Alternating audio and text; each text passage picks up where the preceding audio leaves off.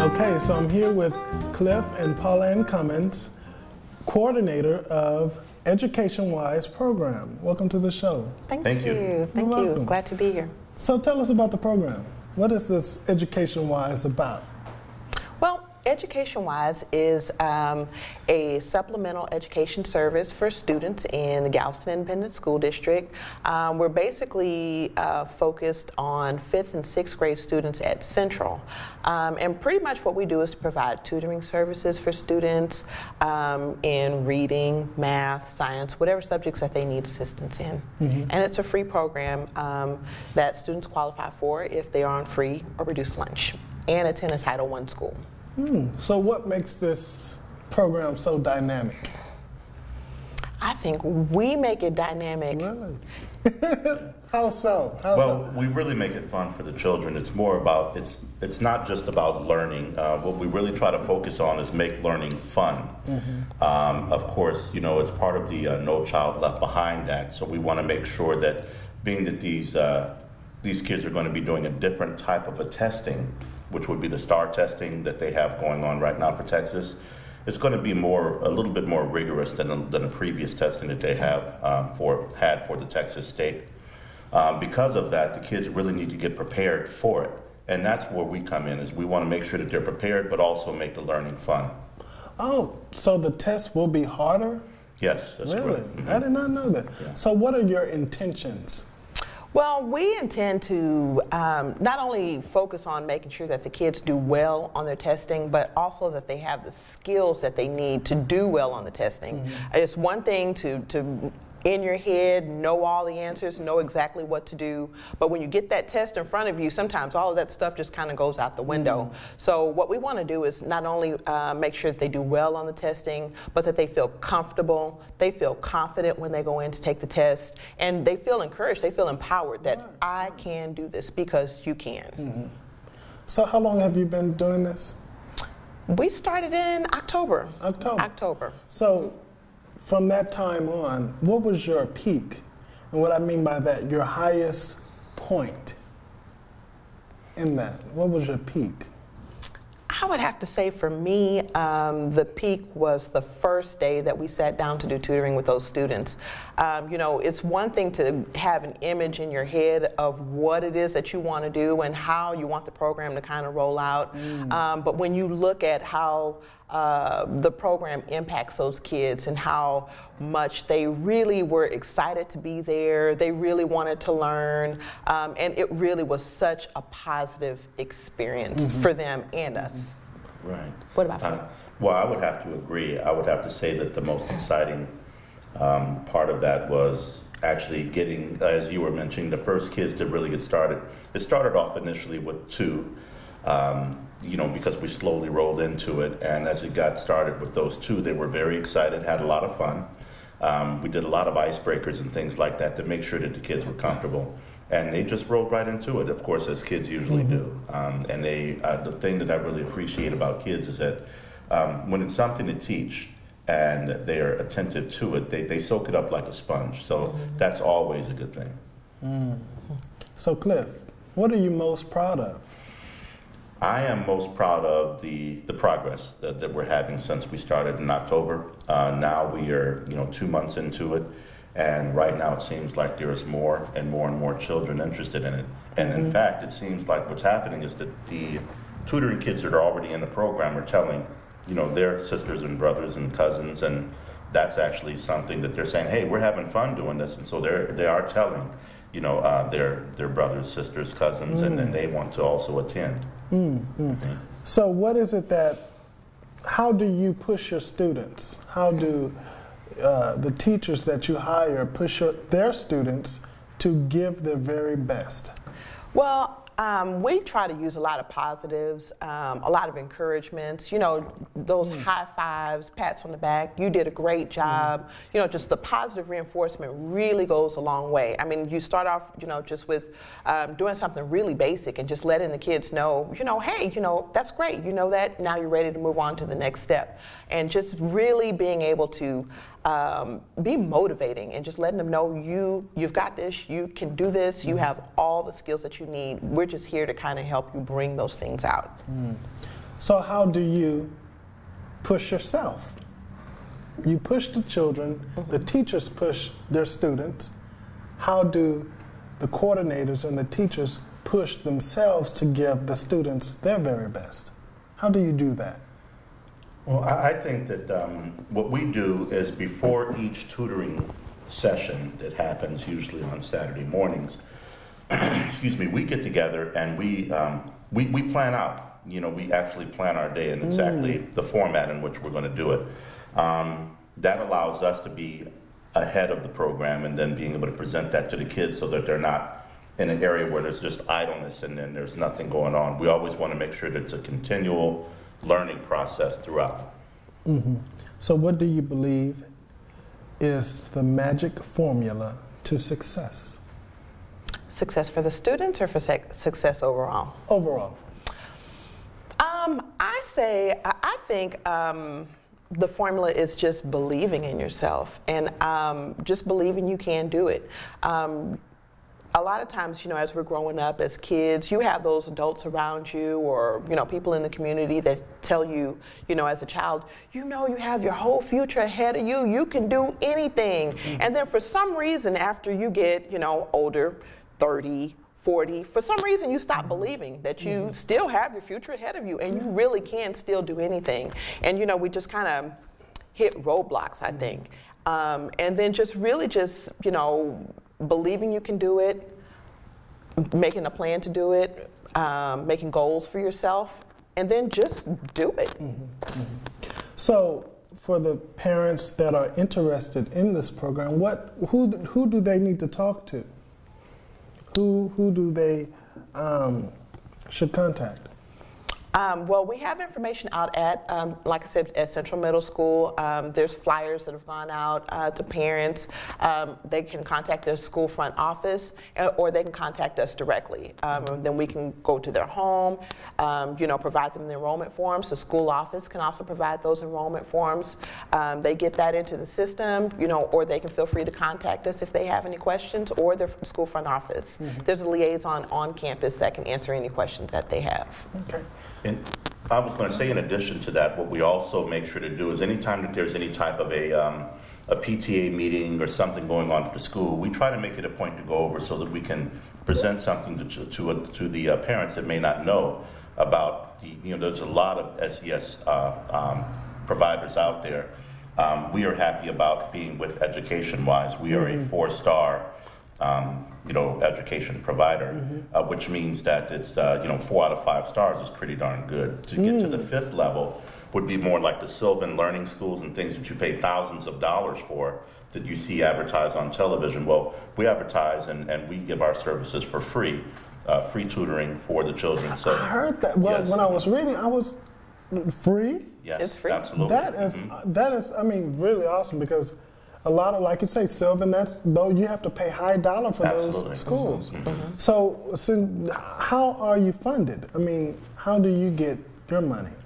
Well, the SES services are provided by the federal government, like Cliff mentioned earlier, is through the No Child Left Behind Act. And so students that are attending Title I schools or qualify for free or reduced lunch qualify for those funds. And so basically that's how we get paid. So we provide the services, and then the services are then billed to the school district, and the school district pays it out after they get the funds from the government. That's how that's paid.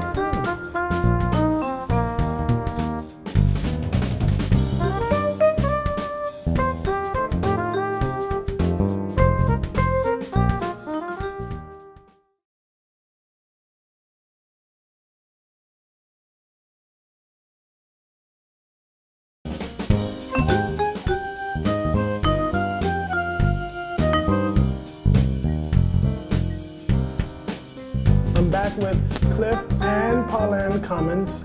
It is such a pleasure to be in their midst. So we were talking about, if you're just now tuning in, we were talking about how EducationWise and how they are funded and what a great program it is for the children. It is. My next question is, do you think television cell phones and computers is responsible for illiteracy? Ooh, that's a good question. I think that as parents or guardians of young adults, everything needs to be in moderation. I don't think that it necessarily contributes to illiteracy. I think that as a community, as adults, sometimes we do need to do a better job at being more in control of what our kids are exposed to and how much time they spend being exposed to things like video games and television. Isn't it horrible? It is. And I think our students spend a lot of time doing those types of things. And there are some really good educational tools that you can find on computers and that you can find on the internet, and you can find on your local television stations like the Chattin with Chad show.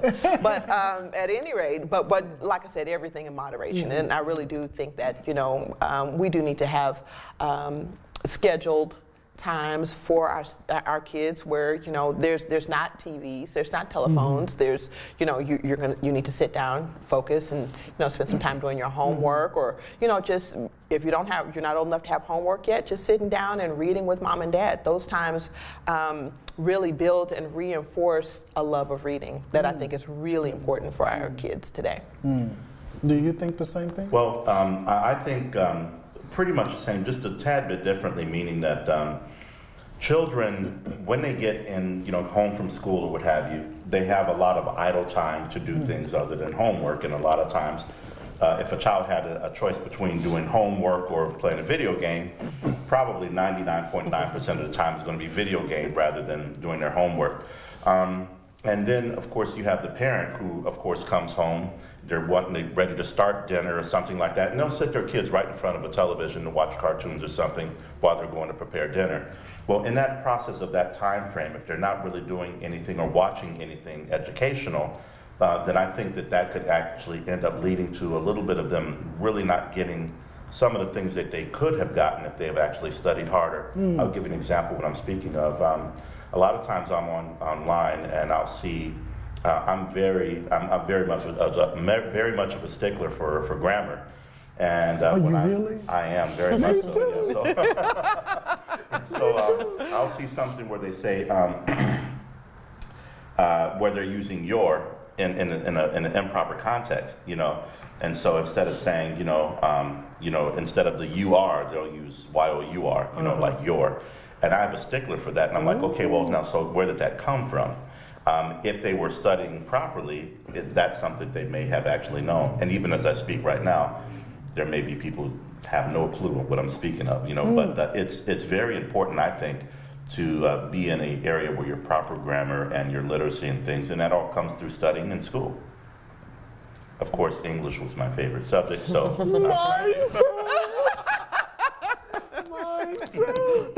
Wow. So how is it that you, what methods that you use to inculcate in your students that education is of utmost importance?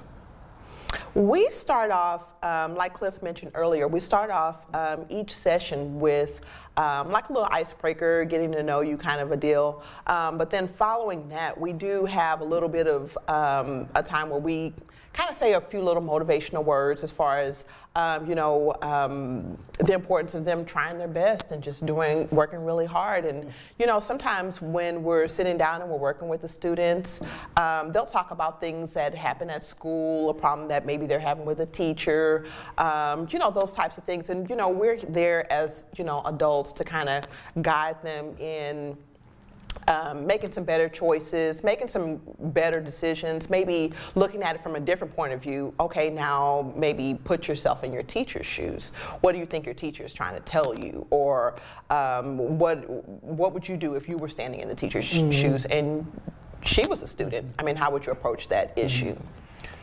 In addition to that, also talking to them in a real life situation, letting them know that the better education that you gain for yourself, then the more advanced you are actually more likely to come, as you're older and then as you move forward as a young adult and then going into full adulthood. You're so right, because I think about Toni Morrison, speaking in regards of African American students, she says your crown has been paid for. Now wear it. Exactly. Now that means, you know, we have all the education accessible to us. Yes. Now utilize it. Use Exactly. that. So, you know, just a few weeks ago, or about a week ago, the shooting in Connecticut took place. So sad. It was so harrowing. Exactly. It was very harrowing. How do you, and I know that students are very shaken up by that. Yeah. Because they feel that, you know, anywhere is just unsafe. Right. How do you help them to appreciate that this is a safe haven for you? Well, just like I said, just really trying to build Trust? trusting, kind of like a family atmosphere, in that knowing that we're there for them. We care for them. We care about whether or not they're successful in life, the choices that they make. Just really trying to be there to really encourage them to be the best possible adults and students. And then what happens after that is once you put in your efforts to be able to do that and show children that you could see by their responses how they're responding if they do have that trust in you and they do have that comfort zone there. Once that's established by the different things that we do to make, again, learning fun, it becomes easier because we're able to see that the children are responsive, and then we are able to, it makes it just easier, much easier for us to do our job. You know, I was raised in an environment where education wasn't a top priority. And it was like a chore for me to go to school and learn. And I mean, it was just really daunting to go to school. How do you teach, what is your definition of a lifelong learner? Wow. I think that we all are lifelong learners, in that you really do learn something new every day. As times change, different events occur, you definitely learn something different every day. My generation, of course, is different from your generation. There's things that, my daughter knows that I know nothing about. I mean, with her being a math major and me just not being so good at that. See, I'm English. Yeah, I learn a lot from her. But we all learn and we grow as people. And it may not be on a level of, I'm learning things like physics and calculus and, those types of things. But, I'm learning more about the world around me. So do you work together with the students? We do. We do. We're kind of like a tag team. We also have Miss Tucson works as one of our tutors, and she is phenomenal. She's great. She's very open. She's very genuine. She's very knowledgeable. I mean, she does such a great job. And she doesn't mind just, if she's got to keep going back and keep going back and keep going back, just to make sure that the kids understand it. And so in that way, of course, we're all of us, Jasmine Clemens, my daughter, she comes in also from time to time to, just kind of help and just be there to support, because it takes a whole village to come around the kids and provide everything that they need. And so I may not be able to provide everything. Cliff may not be able to provide everything, but together we can be a dynamic team for those students. And that's exactly what we're doing when we're able to show the kids, and teach the kids and tutor the kids. And also, just kind of going back to what you were mentioning about the, never being too old to learn. I remember my grandmother mentioning that she was still learning. Now, she was 80-something years old, so that has to be, and to me personally, was a humbling experience to hear my grandmother, who's in her 80s, saying, hey, you're never too old to learn, I'm still learning. And so when you have that type of a mentality, it really helps you to focus, positively, I believe.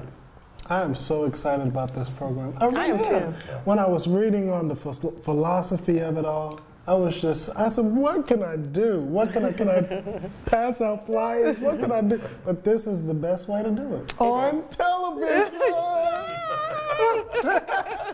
So, what's next? What is next for? Is this it for you? I mean, well, EducationWise is one of several SES providers that are here that provide services here on the island. So we're of course not the only SES provider. But I mean, of course, we're kind of partial to EducationWise because I think we do, you know, a pretty good job. Our next steps, I would say, would be just expanding the program, just letting parents know that this service, whether they go with EducationWise or any other SES provider, that it's a free service that's available to them, and to take advantage of it. You know, with everything happening in, you know, Washington right now, we don't know what's going to happen. We don't know if this program's going to be available 4 years from now, 5 years from now, but it's available now. It's available. And so, you know, definitely just to take advantage of it, because, you know, we're really here for your student. We're all working together in the best interest of your student, not just, you know, the SES providers. I mean, from the teachers to the principals, the, you know, GISD staff. You know, we're all here just to provide the best service possible for those students. Right. I agree. And, you know, one of the things that I think is a little disappointing is when the services are available, and again, there's plenty of SES providers out there, and to hear a parent who may not be aware or may not be as into having their child learn in a proper way, and hear the parent say, well, do you want to attend this? You know, and asking the child. I think that it would be a better way would be to let the child know that this is available to you, and at least have them come, and even have the parent come in and sit in and see what we offer as a service. Then that way maybe they feel more comfortable, because we really do want to make a difference out there. Especially with the testing being a little more difficult as it is right now. It is very important for parents to know that we really want to get these kids up to speed. You know, get the children up to speed so that then when they face the test, they'll have a confidence to sit down and know what they're doing. The testing right now, just to be a little bit more specific, it's a STAR test that they have in place now in Texas. The STAR test requires more reading. You know, more of the problems are going to be reading and then being able to respond. So because of that, it's going to make it a little bit more difficult.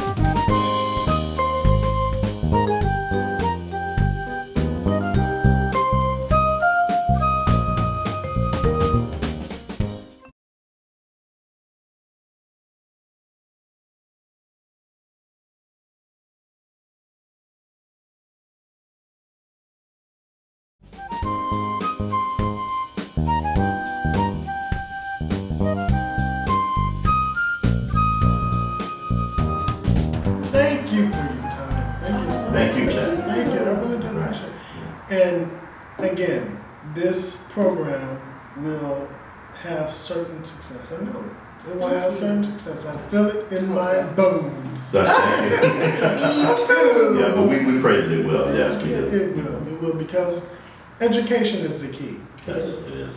Your crown has been bought. Now wear it. Your crown has been. I have to really say that to myself every day. I've thoroughly enjoyed talking to Cliff and Paulann about EducationWise and how it helps the community and the students and the parents as well. It's a free of charge program. I encourage you to check more into the program. I encourage that. Look into the program and put your children in the program. Thank you all. Until next time. Thank you, Chad.